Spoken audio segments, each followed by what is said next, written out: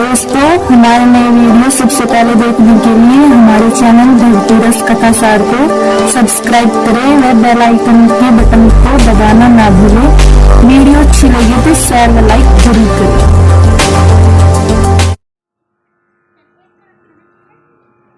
बोले कैसे देवताओं को कैसे अधिकार नहीं मिलता।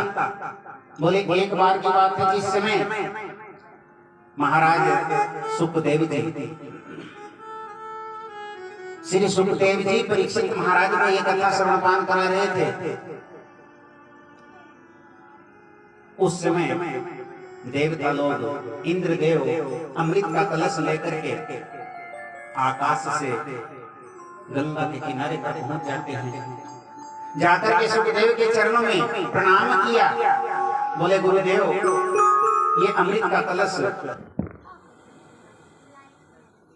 बोलो सच्चे दरबार की। बोलिए बांके बिहारी लाल की। राम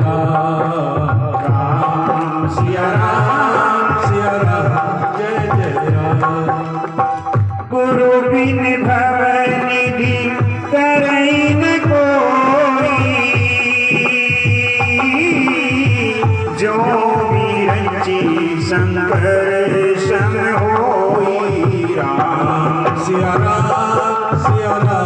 जय जय राम। राम सिया राम जय जय राम।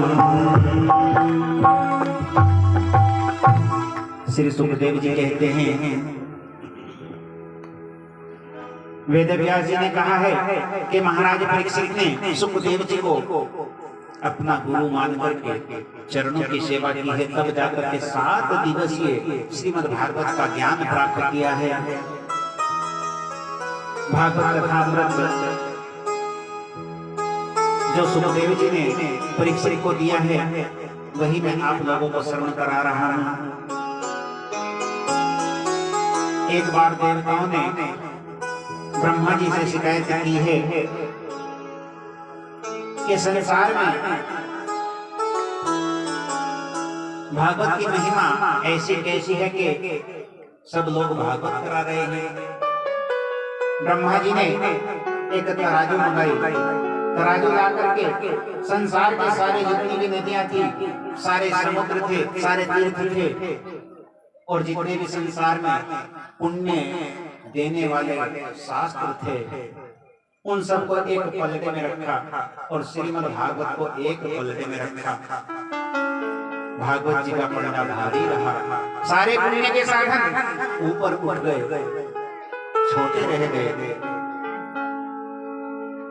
भागवत का पलटा नीचे हो गया। ये श्रीमद् भागवत कथा, भागवत का ग्रंथ कोई पोथी नहीं है,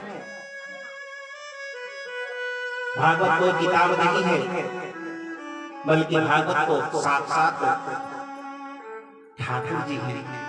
ठाकुर जी का स्वरूप है, साक्षात कृष्ण स्वरूप श्रीमद् भागवत है।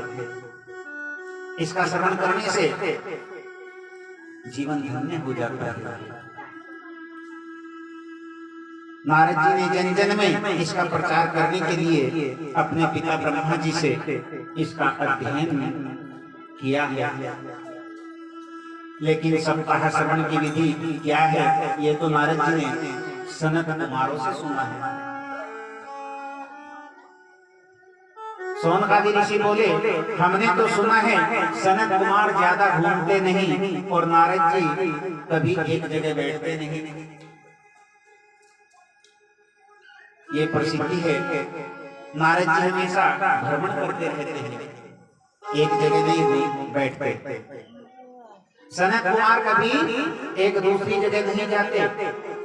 और भागवत की कथा में मन यदि चंचल हो तो मन में बातें कई प्रकार की हो, तो फिर कथा का आनंद मिल सकता है क्या? नहीं मिल सकता। भागवत की कथा में 5 बातों का ध्यान रखना चाहिए। पहली बात है कथा के लिए स्थान, कथा के लिए सुंदर स्थान होना चाहिए। आज से 4 दिन पहले हम यहाँ पे आए थे, मंदिर को देखा। मंदिर में वैसे कथा करा लेनी चाहिए। अच्छी बात है। आप लोगों का भी यही सुझाव रहा कि मंदिर में हो जाती, बल्कि आज सुबह भी एक आदमी कह रहा था कि भाई प्रोग्राम तो मंदिर में हो जाना चाहिए था, किसी के घर पे क्यों हुआ।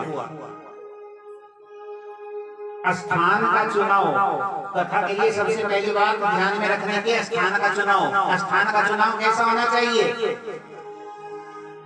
जहां पर सब जा सके, सबको जाना सरल हो,